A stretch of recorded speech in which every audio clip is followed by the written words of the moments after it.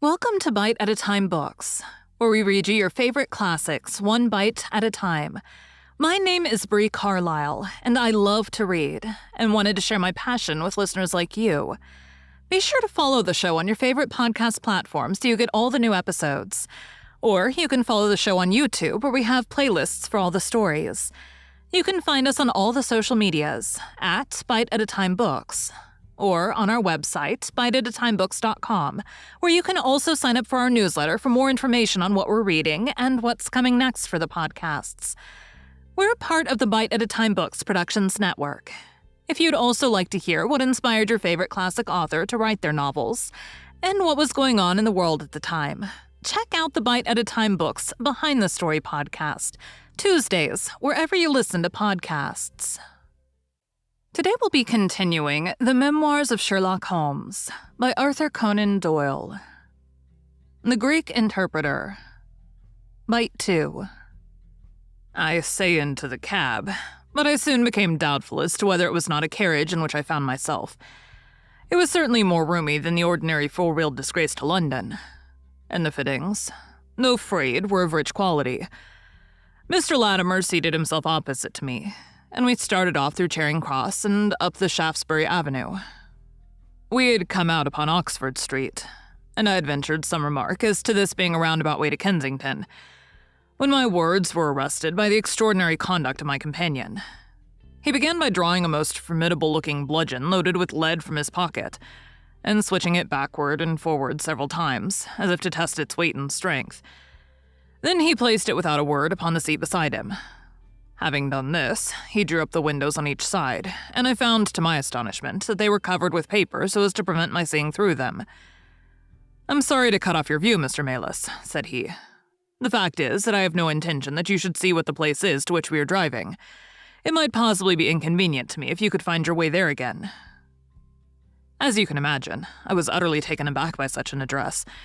My companion was a powerful, broad-shouldered young fellow, and apart from the weapon, I should not have had the slightest chance in a struggle with him.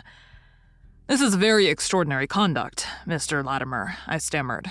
"You must be aware that what you're doing is quite illegal." "It is somewhat of a liberty, no doubt," said he, "but we'll make it up to you. I must warn you, however, Mr. Melis, that if at any time tonight you attempt to raise an alarm, or to do anything which is against my interests, you will find it a very serious thing. I beg you to remember that no one knows where you are, and that whether you're in this carriage or in my house, you are equally in my power." His words were quiet, but he had a rasping way of saying them which was very menacing.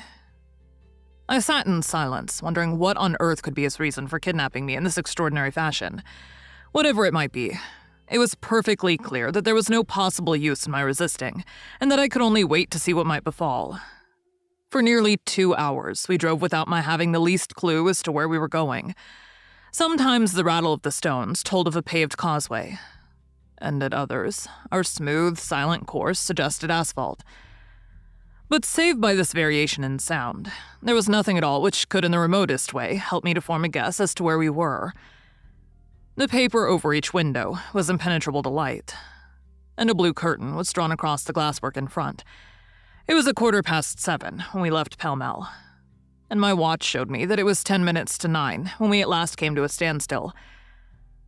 My companion let down the window, and I caught a glimpse of a low arched doorway with a lamp burning above it. As I was hurried from the carriage, it swung open, and I found myself inside the house, with a vague impression of a lawn and trees on each side of me as I entered. Whether these were private grounds, however, or bona fide country, was more than I could possibly venture to say. There was a colored gas lamp inside, which was turned so low that I could see little save that the hall was of some size and hung with pictures. In the dim light, I could make out that the person who had opened the door was a small, mean-looking middle-aged man with rounded shoulders. As he turned towards us, the glint of the light showed me that he was wearing glasses. "Is this Mr. Melis, Harold?" said he. "Yes." Well done, well done. No ill will, Mr. Melis, I hope, but we could not get on without you. If you deal fair with us, you'll not regret it, but if you try any tricks, God help you." He spoke in a nervous, jerky fashion, and with little giggling laughs in between, but somehow he impressed me with fear more than the other. "What do you want with me?" I asked. only to ask a few questions of a Greek gentleman who's visiting us, and to let us have the answers. But say no more than you're told to say, or—" Here came the nervous giggle again. "You'd better never have been born." As he spoke, he opened a door and showed the way into a room which appeared to be very richly furnished. But again, the only light was afforded by a single lamp half turned down. The chamber was certainly large, and the way in which my feet sank into the carpet as I stepped across it told me of its richness. I caught glimpses of velvet chairs, a high white marble mantelpiece, and what seemed to be a suit of Japanese armor at one side of it. There was a chair just under the lamp, and the elderly man motioned that I should sit in it. The younger had left us, but he suddenly returned through another door, leading with him a gentleman clad in some sort of loose dressing gown who moved slowly towards us.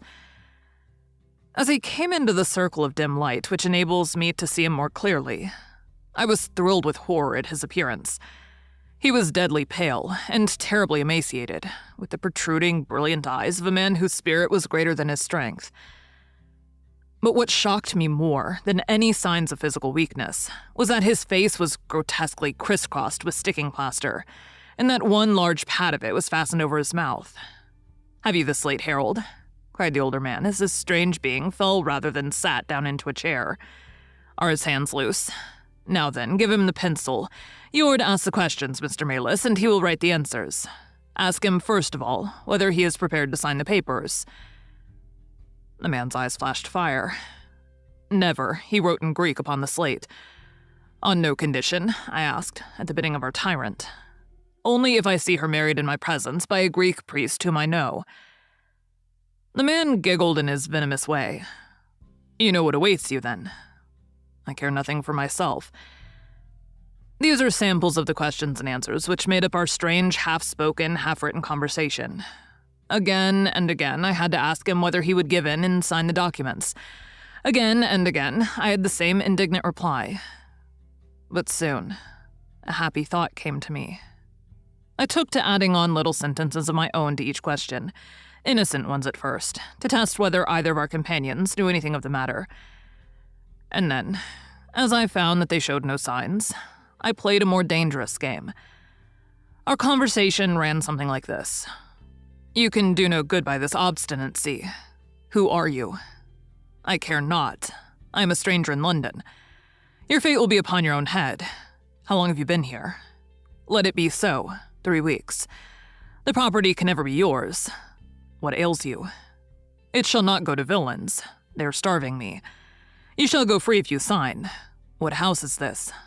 "I will never sign. I do not know." "You're not doing her any service. What is your name?" "Let me hear her say so. Cratides." "You shall see her if you sign. Where are you from?" "Then I shall never see her. Athens." Another 5 minutes, Mr. Holmes, and I should have wormed out the whole story under their very noses. My very next question might have cleared the matter up.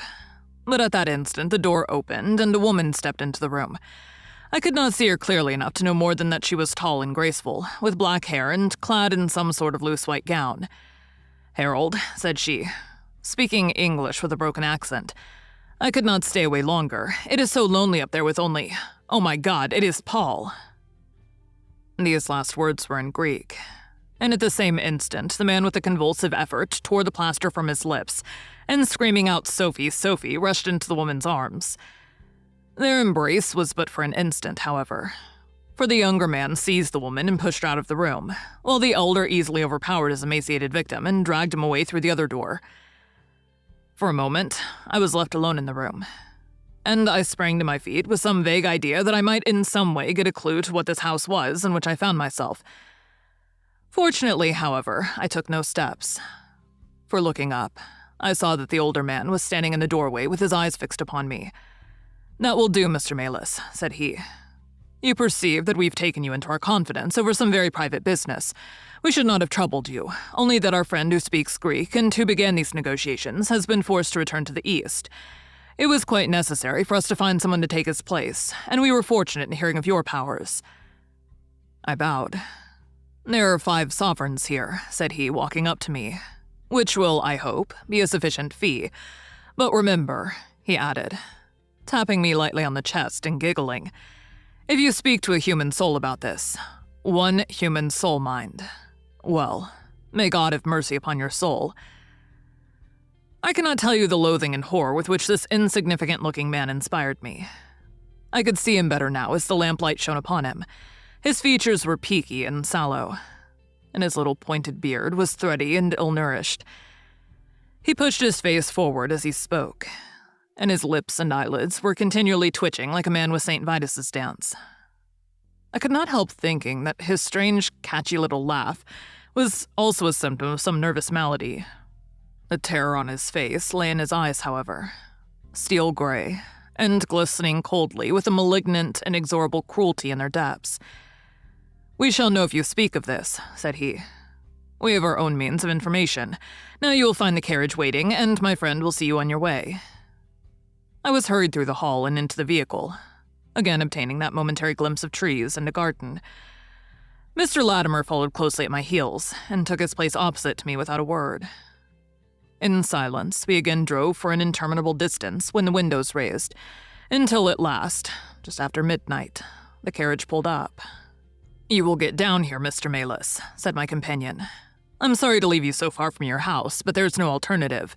Any attempt upon your part to follow the carriage can only end in injury to yourself." He opened the door as he spoke, and I had hardly time to spring out when the coachman lashed the horse and the carriage rattled away. I looked around me in astonishment. I was on some sort of a heathy common mottled over with dark clumps of furze bushes. Far away stretched a line of houses, with a light here and there in the upper windows. On the other side, I saw the red signal lamps of a railway. The carriage which had brought me was already out of sight.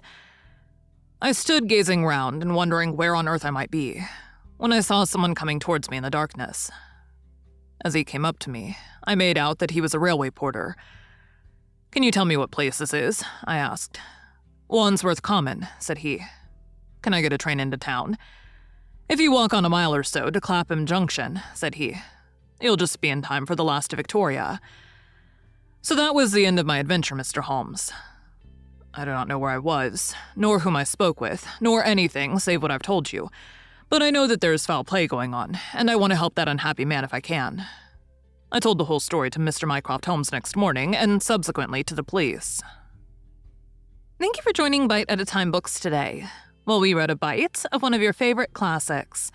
Again, my name is Bree Carlile, and I hope you join us tomorrow for the next bite of the Memoirs of Sherlock Holmes. If you enjoyed our show, be sure to follow us so you get all the new episodes. We would also love for you to drop us a rating on your favorite podcast platform. You can catch us on all the social medias at Bite at a Time Books, or check out our website, biteatatimebooks.com, where you can sign up for our newsletter. Our show is part of the Bite at a Time Books Productions Network. If you would also like to hear about the authors who write the books we read on the show, check out the Bite at a Time Books Behind the Story podcast, wherever you listen to podcasts, or on biteatatimebooksbehindthestory.com.